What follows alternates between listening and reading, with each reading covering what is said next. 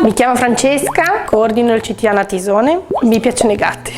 Tutte le aree hanno delle associazioni che vengono raggruppati in un unico coordinamento territoriale, che è un territorio vasto. Anche i comuni tra di loro fanno comunque difficoltà a coordinarsi e la rete si perde un po'. Delle associazioni pensavano di non avere niente a che fare con altre. Al Natisone si è cercato di fare una sorta di mini gruppi tematici per poter discutere dei problemi concreti. E per me è un lavoro. Non faccio parte di nessuna delle loro associazioni, sono riusciti in qualche modo a capire che non erano da soli. Hanno bisogno di qualcuno che faccia dei riassunti brevi e gli dica cosa fare e come farlo in maniera corretta. Una volta che scoprono che c'è questa opportunità, quei chilometri per venire alle riunioni li fanno e partecipano volentieri. Perché anche